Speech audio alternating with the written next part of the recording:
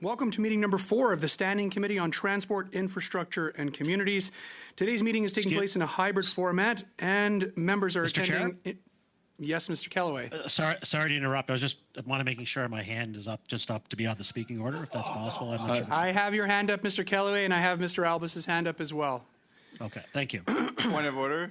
Attending in person, let me just get through this, guys. Yeah. Attending in person in the room and remotely using the Zoom application. Pursuant to Standing Order 1064, the committee is meeting to consider the request by members of the committee to undertake a study of the BC Ferries procurement. The request was distributed by the duty clerk on Wednesday, July 2nd,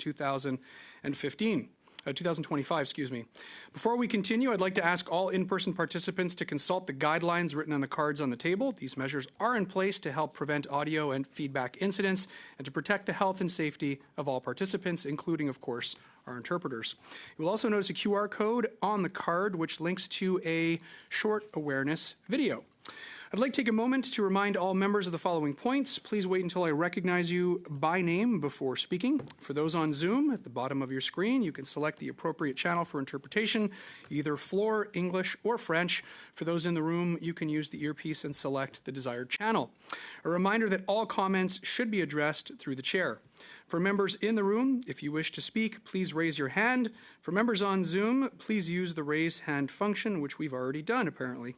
The clerk and I will manage the speaking order as best we can, and we appreciate your patience and understanding in this regard. I have a point of order from Mr. Lawrence before I go to those with their hands up. Mr. Lawrence. Just a quick clarification. I point of order. Mr. Albus, the Zoom does recognize left to right, and Mr. Albus is first there, just for the point of order. What's that? Yeah, I was going to put my hand up. Yeah. So I had, I'll go to you. Well, I had Mr. Kellaway first with his hand up. He did put his hand down. Zoom recognizes left to right there. So Mr. Albus was first, and so by rule, you have to recognize him first. Okay. It was the other way first. He put his hand down.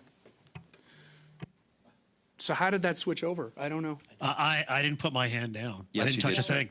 Well, to be frank, I didn't touch a bloody thing on my computer. I'm in first here, so I would ask the floor, please. Just to note, though, in all honesty, I didn't touch anything on this computer. Mr. Chair? Would it go to somebody who's speaking?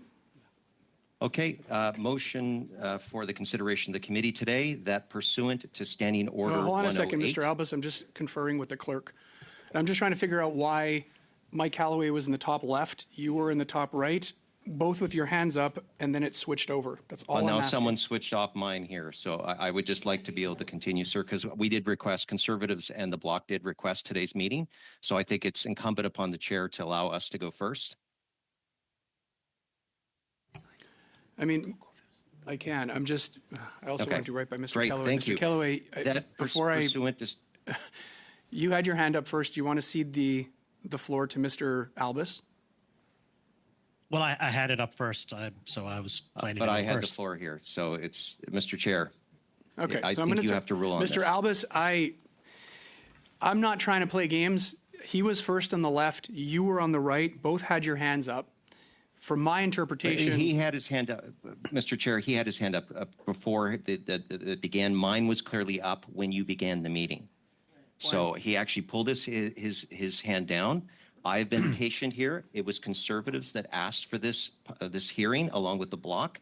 I think it's incumbent upon the committee to start with those that requested the meeting and then give us and allow the committee to decide its business.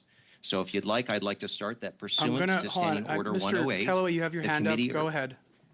No, and with respect to Mr. Albus and everyone there, I didn't put my hand down. I don't know if there's a timeout function on this particular piece of software or there's a glitch in the system, but I did not put my hand down. I didn't touch the computer, so it wasn't performed by me. So I can only say that I didn't touch a bloody thing. My hand was up first, and then you can make your decisions accordingly. Yeah. So the clerk, I asked the clerk to give me a list of who had their hands up. He had looked at me and said, Mr. Kellaway has his hand up. I said, I know. And then he said, Mr. Albus has his hand up. I said, I know. And he started a list, which is why when it switched over, I said, well, how did this switch over? He goes, I don't know, but he has Mr. Chair, the list. I did start Point of order. So I took this out of my own right? And so I'm going to recognize Point of Mr. order. Kellaway because Point the of order. clerk is the Point of one order. who took, I'll turn it over to you for a point of order, but I'm going to recognize Mr. Kellaway because it was the clerk who took the list of those that were Decided speaking. that, I would appreciate you hearing interventions from Dr. Lewis and myself.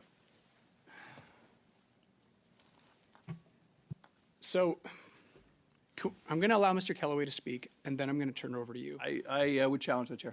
Challenge that decision. You can do that, but I want you to know, colleagues, with everything going on, I basically asked the clerk to be the one to take note of who was the first to have their hands up. Mr. Chair, there's no In case I was debate. reading my notes. There's no debate on this motion. The clerk, I just want you to know, the clerk did that, and therefore, I'm just putting it out there for everyone. So challenge the chair. This is something that cannot be debated. So Recorded vote. we'll go to a vote, and we'll go to a recorded vote. Mr. Graves? Mr. Graves? Yes, I vote yay with the chair. Thank you. Mr. Kellaway? Yes. Mr. Watram? I vote yes. Miss Nguyen? I vote yes. Mr. Albers? Nay. Mr. Lawrence? Nay. Miss Lewis? No. Mr. Mules? Nay. Monsieur Barcelou-Duval? No.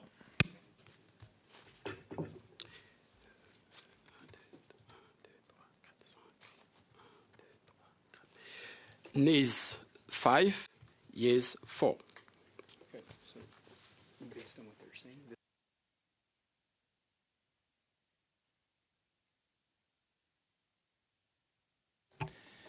Okay, Mr. Albus, I've switched the order. It's now you first, then Mr. Kellaway, and then Mr. Lawrence, if Mr. Lawrence still wants to speak.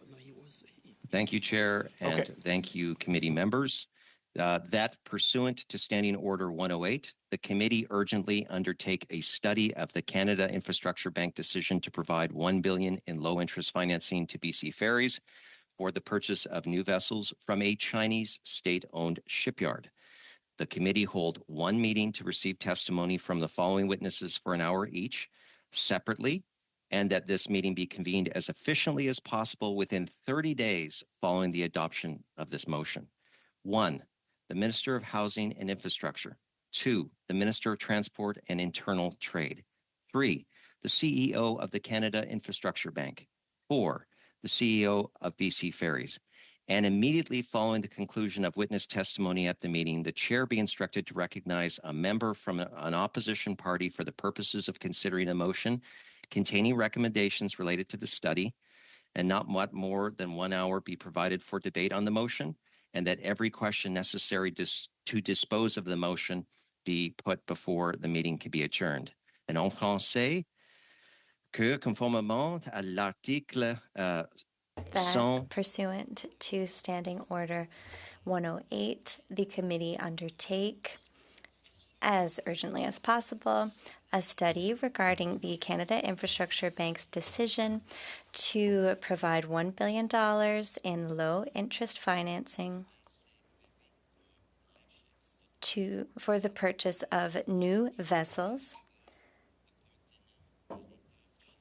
by a Chinese state-owned shipyard, that there be a meeting held for 1 hour each separately to hear the following 4 witnesses, and that all of these meetings be organized as efficiently as possible in the 30 days following the adoption of this motion. Witness number 1, the Minister of Housing and Infrastructure, 2, the Minister of Transportation and Internal Trade, 3, the CEO of the Canada Infrastructure Bank, and 4, the CEO of BC Ferries. And immediately following the end of witness testimonies, the chair will give the floor to a member of an opposition party in order to look into a motion regarding this study, and that a maximum of 1 hour be given to the debate of that motion, and that all questions necessary to dispose of that motion be voted upon before the adjournment of that sitting. This motion to the clerk in both official languages for circulation, and I'm prepared now, if you see it in order, to start the debate on said motion. I do have my thoughts. Just let me know if I have the floor to continue at this time, or if you want to give it a moment to send it to all members. Thank you. Thank you very much, Mr. Albus. I have confirmed we have received it. He is going to circulate it. I see Mr. Kellaway's hand up. Is that because you haven't received it, Mr. Kellaway? No, I was just going to ask, and my hand is up, as it was last time. But we're looking to obviously have it circulated, which you just said it is. But we'd like to have just a few moments to take a look at it, if that would be okay with everyone there. How long do you think that'll take, Mr. Clerk? So I'm going to suspend for about 5 minutes just to make sure everybody gets a copy of it, and then we can review it. And then, Mr. Albus, the floor will be yours to speak to the motion. Yeah, Thank you. That works for everyone? Okay, this meeting is suspended.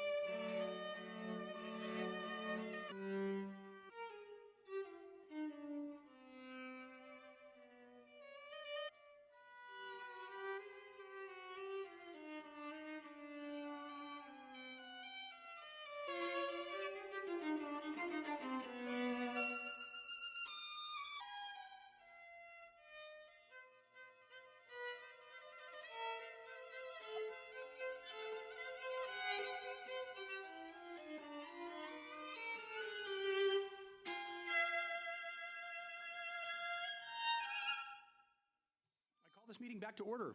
I will turn the floor over to Mr. Albus first, and then I had Mr. Barcelou Duval on the list, followed by Mr. Kellaway, and then Dr. Lewis. So, Mr. Albus, the floor is yours, sir. Thank you, Mr. Chair, members of the committee. Appreciate that this is not an easy time for any of us, but as I said at our first meeting, this is an issue that I think the Transport Committee needs to be seized with. Essentially, we have found a continuing story of where we find new insights as to what the government is doing, and it's not good.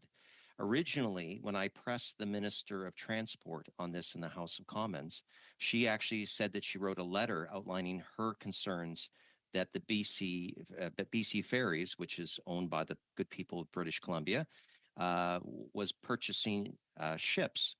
And I won't go through the whole June 16th, 2025 letter. Remember, this was only about 3 weeks ago. But I'm just read the first paragraph and the last. It is with great consternation and disappointed that I learned of BC Ferry's recent announcement that it has selected China Merchants Industry Weihai shipyards to build 4 new major vessels. And the last paragraph, I am dismayed that BC Ferries would select a Chinese state-owned shipyard to build new ferries in the current geopolitical context. And I ask that you verify and confirm with utmost certainty that no federal funding will be diverted to support the acquisition of these new ferries. And yet, we find out through the media that the hapless new Minister of Housing and Infrastructure knew nothing of a $1 billion loan agreement that had been signed by the Canada Infrastructure Bank, essentially financing with taxpayer dollars the outsourcing of Canadian jobs to the shipyard in China. Imagine my shock, Mr. Chair, that we learned that during a time of unjustified steel and aluminum tariffs, where people are receiving pink slips for their jobs because of these American tariffs, that we find that they find that their own government is actually using their tax dollars to subsidize jobs and economic activity outside the country. And so I think it's completely on us as a committee to demand answers from both the Minister of Transport and Internal Trade and the Minister of Housing and Communities, because they do not appear to be on the same page. And anytime we're talking about scarce public taxpayer dollars, effectively incentivizing other corporations to do the same, Mr. Chair, to seek financing for a project, I don't understand how this is even within the Canadian Infrastructure Bank's mandate. And that's why the CEO of the Infrastructure Bank itself has been called in our motion specifically. Now, obviously, BC Ferries, there's a lot of questions. I've spoken to many reporters in British Columbia who have a number of different questions outlining the procurement and some of the details that come with this. But again, my focus is largely on getting answers so that people can know whether or not their government, remember the government that said elbows up, Canada strong, we can build it together, is in fact actually financing the outsourcing of Canadian jobs. And it doesn't seem that anyone up until the Conservatives, and I also should thank my colleague from the Bloc for supporting this emergency meeting today so that we can bring this important issue forward.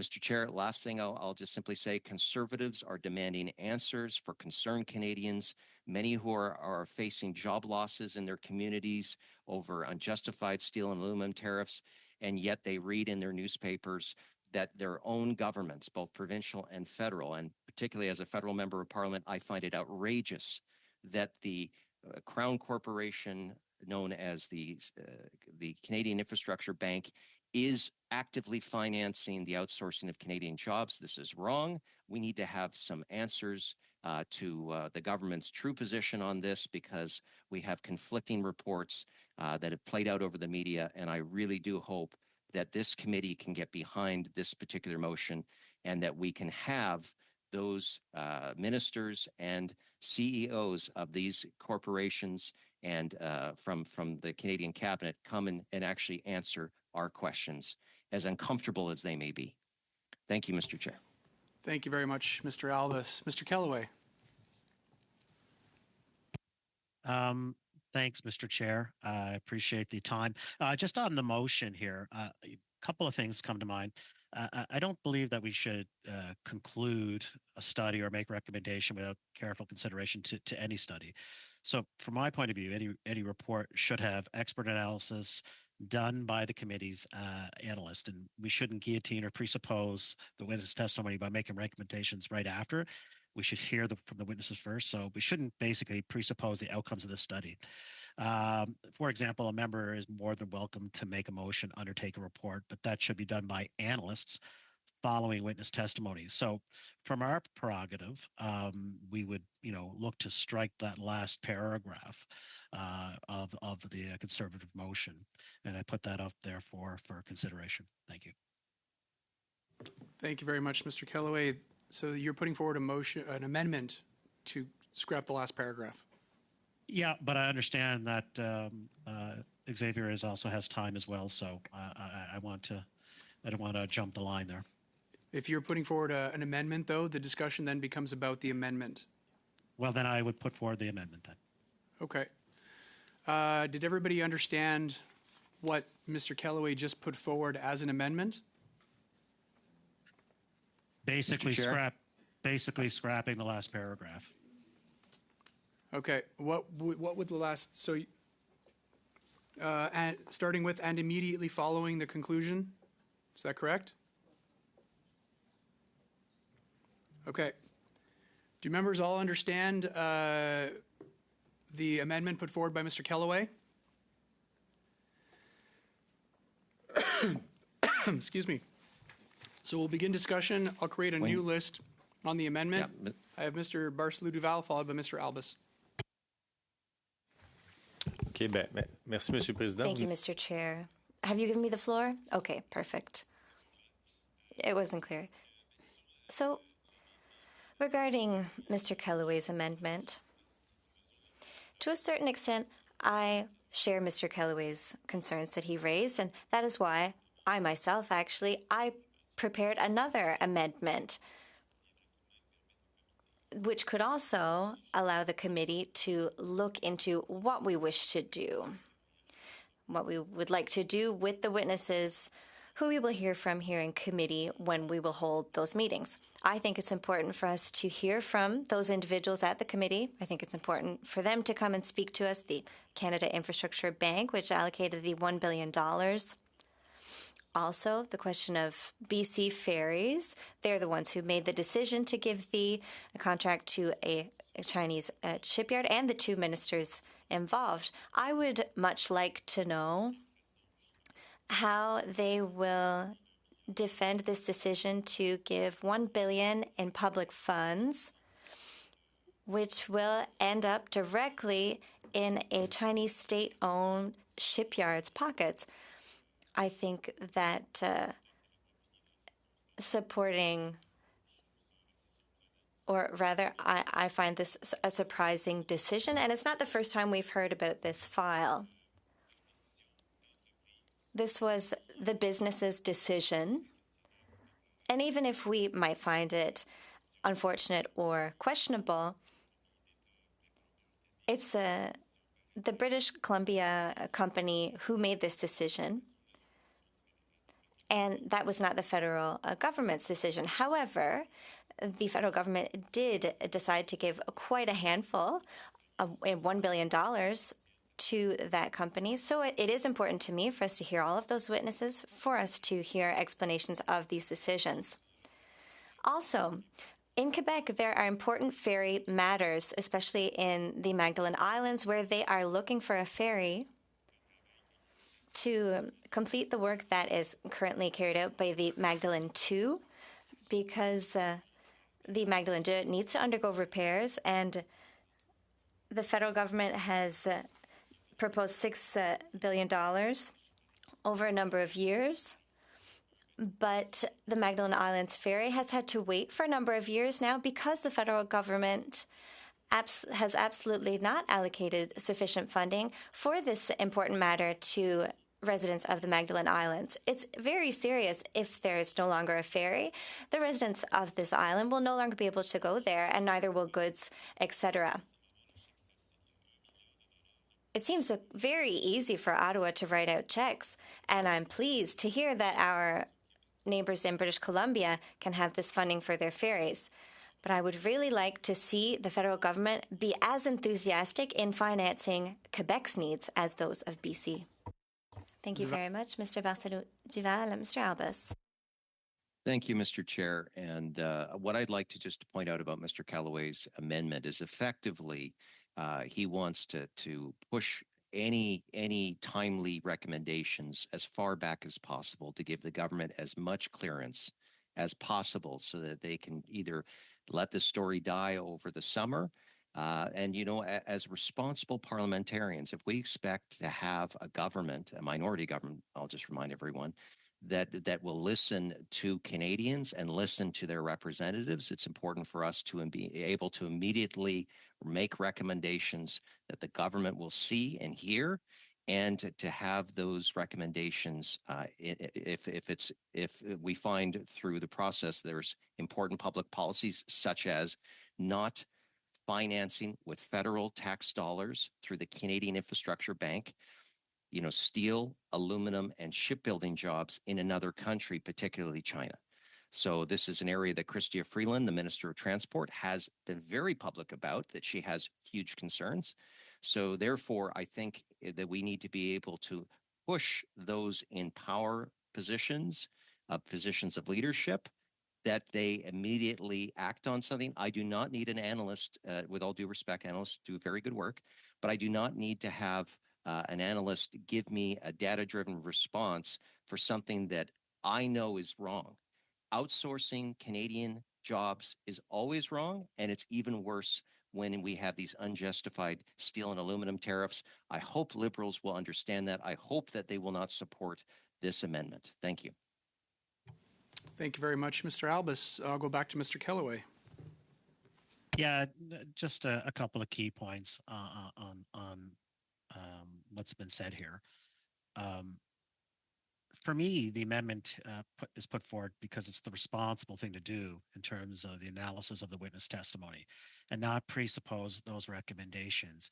It's not who's more Canadian or who's more focused. We all want to work. We want to see work completed by Canadians. We want work done by Canadians, but we also don't want to presuppose anything that may be not beneficial to the country writ large, or this example. So that's just, I wanted to put that in there. It is from a process perspective in terms of getting the best recommendations, going through the right process to get them, and to doing this strategically. It's not to avoid anything. It's not to remove anything. There is no grand conspiracy here. We want to get to the heart of the matter, but we want to do it the right way and the right process. And I think that's that's what all parliamentarians share. So I just wanted to put that on the record. Thanks. Thank you very much, Mr. Kellaway.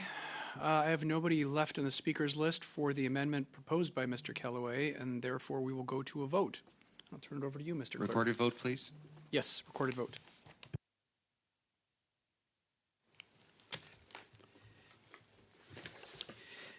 Mr. Greaves, I vote yes. Mr. Kellaway, Yes.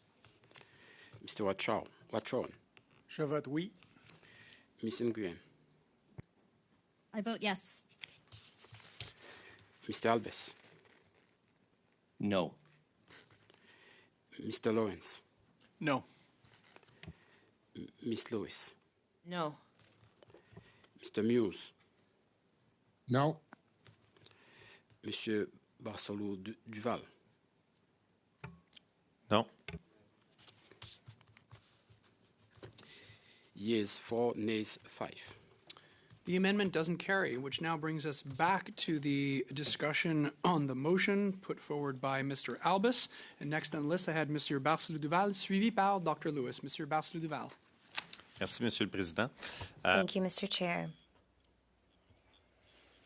So it is now my turn to propose an amendment to the motion by my Conservative colleague. So I would propose to replace the last paragraph by this. So immediately following the conclusion of witness testimony, there be 1 hour allotted to decide where the study should proceed after this before that meeting is adjourned. Could I have some time to explain my amendment? Yes, certainly. So essentially, here's what my amendment would do. Before, we had a motion that indirectly talked about the report of that study, but my motion would allow us to discuss the conclusions of our study, which we will not presume. We also won't presume the recommendations or presume that there will be a report to the House. The original motion also presupposes that the study would be completed after that meeting in question, but this amendment would allow us to leave the door open to continue the study if necessary, whether that be in the fall or at another time. It allows the committee to decide exactly what we would like to do with the witness testimony that we will have heard. And it is also faithful to the essence of the conservative motion. Thank you very much. Dr. Lewis. Thank you. The Liberal Infrastructure Bank gave out their largest investment to date, $1 billion of taxpayer-funded loans, not for building Canadian ships to power our Canadian economy, but to build up the Chinese economy, Chinese workers, and to power their own economy. There are a number of questions that come to mind for Canadians.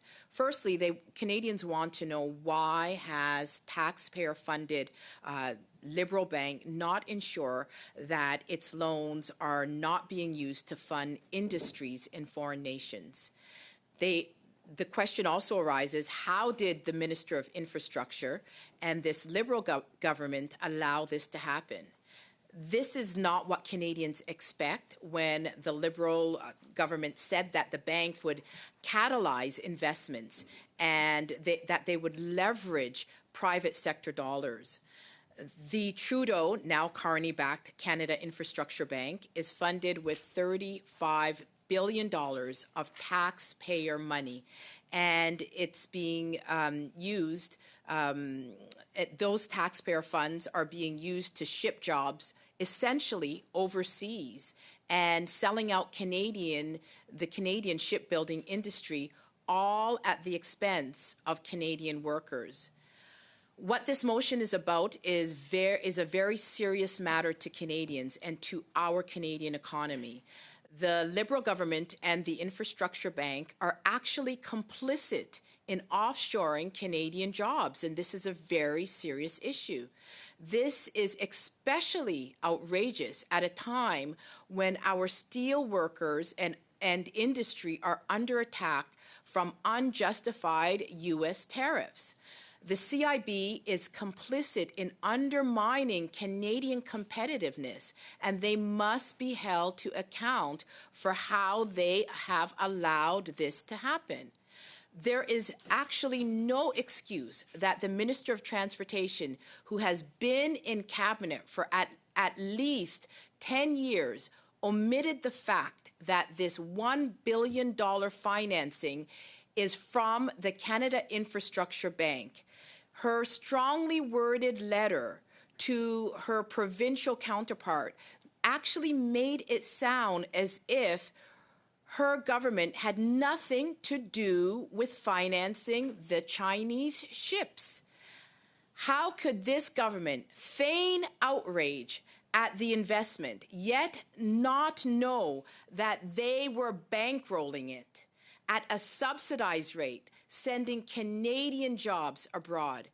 How many Canadians get a loan from the government at a 1.8 interest rate? Canadians would love this treatment for their governments that we are handing out to foreign nations.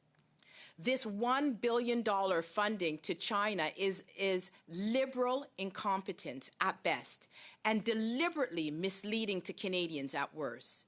This is exactly why Canadians have long opposed the Liberal failed Infrastructure Bank.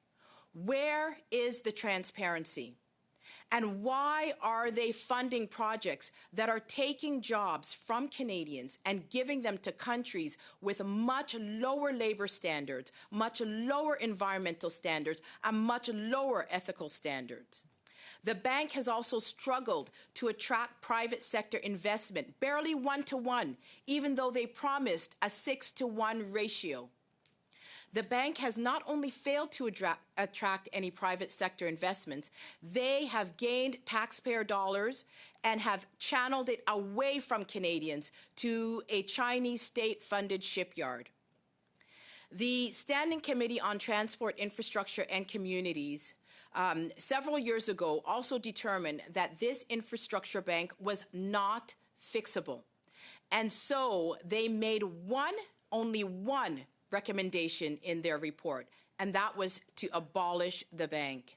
Once again, we see why Canadians, and conservatives and opposition members were correct in the assessment to abolish the bank.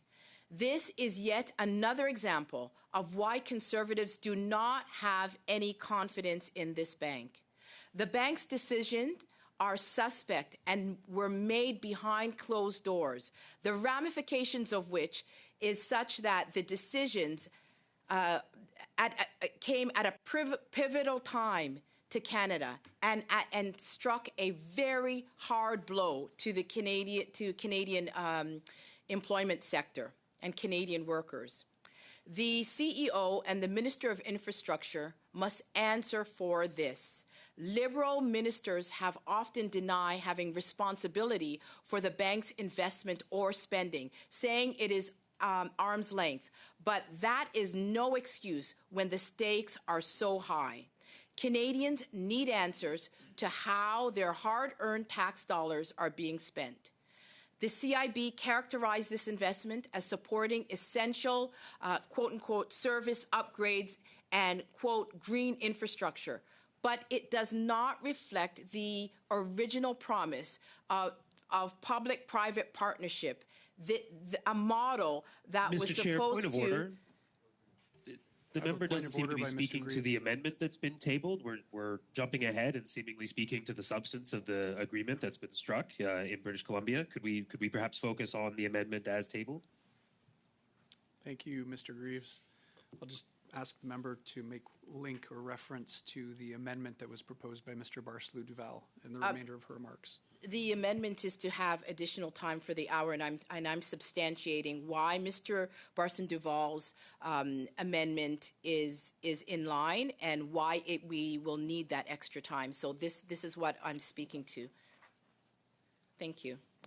The CIB characterized the investment as supporting essential service upgrades, but it does not reflect the original promise of public-private partnership model where private investors share financial risk. This is a taxpayer subsidized loan to another nation. Neither do we have any evidence to suggest that the building these ferries in China, which largely fuels its economy with coal, will provide any net benefit to the environment. In fact, the additional hour which Mr. Barcelou Duval spoke of is important because the investment will likely cancel out any emissions reductions they hope to achieve because of how poor the environmental standards are in China. Lastly, the CIB just celebrated their 100th investment to build a strong, more resilient Canada. This celebration came out the same week that they announced this $1 billion deal with BC Ferries to purchase new Chinese Communist state-made vessels. The question remains, what other investments are being touted as Canadian investments when they are actually being outsourced to foreign nations and not benefiting the Canadian economy and the Canadian job market? Thank you. Thank you very much, Dr. Lewis. Next, I'll go to Mr. Greaves, followed by Mr. Lawrence. Thank you, Mr. Chair. First of all, let me say that I support this committee undertaking a study into this decision and into the shipbuilding agreement that's been struck by BC Ferries. But I think it is disappointing to see our colleagues opposite making very familiar political points, using as a whipping post what is, in fact, a critical piece of infrastructure in our province of British Columbia. And while perhaps some of the colleagues, particularly those I note from the province of Ontario, may be less familiar with the critical role that BC Ferries plays in supporting BC's coastal communities, this is a service that is very unfortunately being played politics with currently and being made to feel the brunt of longstanding concerns, longstanding talking points that our Conservative colleagues have made before. In this instance, they're also seemingly prejudging what the outcome of the witness testimony that we look forward to hearing in our next meeting will be. And so it really is premature, Mr. Chair, for many of the conclusions that the members opposite are drawing to be raising in this fashion, rather than in good faith waiting for the expert testimony, the leadership of BC Ferries, the ministers in question, to actually have an opportunity to speak to this committee and speak to the concerns that have been raised, and to explain very clearly for us why it is that Canadian shipyards currently are at capacity based on the national shipbuilding strategy, that they were unable to offer cost-competitive bids to provide these ferries. And I look forward to my Conservative colleagues defending why they think it is that the electrification of British Columbia's ferry fleet and that the expansion of this vital service for coastal communities is something that the Conservatives are seemingly endorsing, spending billions of dollars more and waiting decades longer to actually receive those replacement ferries. So we need to hear this witness testimony, Mr. Chair, and we need to have the opportunity to reflect on the questions that have been raised. But I encourage my colleagues to stop using BC Ferries and BC coastal communities as a punching bag to make points that we have heard before and which, frankly, do not serve Canadians or the public taxpayer properly in this instance. Let's let the evidence be raised. Let's let the witnesses speak, and then let's pass our conclusions about how to proceed and what the federal government can or should perhaps do in future situations of this kind. So we support this study, Mr. Chair, but please let's have a little bit less foghorning from the members opposite. Thank you. Thank you very much, Mr. Greaves. Next, we'll go to Mr. Lawrence. Merci. J'ai trouvé très, très bizarre. Thank you. I found it very, very strange that given the current geopolitical climate, that the federal Liberals allocated $1 billion in loans to the government of British Columbia, or rather to a British Columbian company, when they could have used a Quebec shipyard. I have no speakers left, so I'll turn it over to the clerk to go to a recorded vote on the amendment put forward by Monsieur Barcelou-Duval. Mr. Clerk. Mr. Greaves, I vote yes. Mr. Calloway, Oui. Mr. Watchern, Oui. Ms. Nguyen, I vote yes. Mr. Albis, Yes. Mr. Lawrence, Oui. Ms. Lewis, Yes. Mr. Muse, Yes. Monsieur Barcelou-Duval. Oui. Yes, 10 et 9. Thank you very much, Mr. Clerk.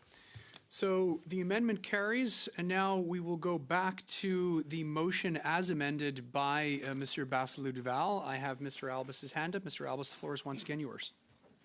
Thank you again, Mr. Chair. Part of the motion charges you as the committee chair to find the most efficient way of bringing in these ministers and these CEOs as possible. But again, it does give some specificity that we expect ministers to appear separately for 1 hour because we want to focus in specific questions to each one so we can consider their responses. And I wish you the best in that, Mr. Chair. If the Liberal members who have spoken saying that they also want answers, I'm sure that they would support my call to you to try to make this happen as soon as possible. Thank you. Thank you very much, Mr. Albis.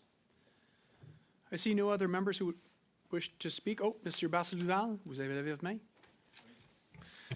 Merci, Monsieur le Président. Thank you, Mr. Chair. I would seize this opportunity because I presume that we will get around to voting on the motion, but I would like to make another comment. It seems surprising to see that the federal government gives $1 billion to fund a project that will be carried out in China with public funds from here. While at the same time, the same federal government, we saw its ministers go far and wide around the country to talk about how Canadian steel will be used and how these major infrastructure projects will be done using Canadian resources. I have thousands of steel workers in my riding who would have been very pleased to benefit from Canadian public funds rather than those funds being sent abroad to China. I think it's important for us together to reflect on this matter as elected members and to how sensitive this topic is, because there are Canadians who are concerned about what their future holds and they need their government to act responsibly. Thank you. Yeah, just quickly, Mr. Chair, I just wanted to thank my colleague from the bloc for making that reference. I actually was on at C-SPAN the other day talking about their capabilities and capacity. And one of the things they did mention to me is that they use Algoma steel as much as possible. So when we talk about shipbuilding here in Canada, I just want to reiterate that there is a supply chain and that gets used. And these are really real consequences. So I do hope that all members can vote in favor of this motion and that we can get those ministers in as soon as possible, because I'd like to hear from them on this. Thank you. Thank you very much, Mr. Albus. Seeing no other members that wish to speak, we'll go to a vote on the motion as amended. And I'll turn the floor over to you, Mr. Clerk. Mr. Greaves, I vote yes. Mr. Calloway, I vote yes. Mr. Watcher, Je vote oui. Ms. Nguyen, I vote yes. Mr. Albus, Absolument, oui. Mr. Lawrence, Yes. Ms. Lewis, Mr. Muse, Yes. Monsieur Barcelo Duval. Oui. Yes, 9. Thank you very much, Mr. Clerk. So the motion, as amended, carries. Thank you very much, colleagues. With no other business, and before I adjourn, I just wanted to give a shout out to Austin and Logan, 2 interns that are here on the Hill that are joining us for this meeting and learning a little more about our democracy. It's always great to have the next generation here to learn how it all works. This meeting is adjourned. Have a great summer, everyone. We'll see you in the next 30 days.